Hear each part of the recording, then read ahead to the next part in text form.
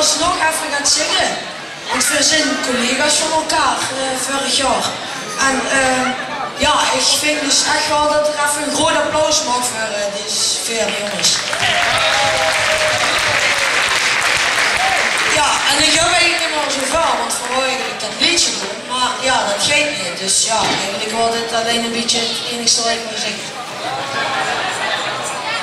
Maar wil ze nog een liedje zeggen?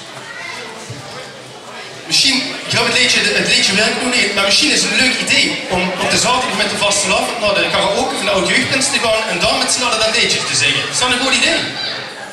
Kijk maar of dat lukt in het programma en dat gitaar samen zingen. Ja, dan wil ik nog even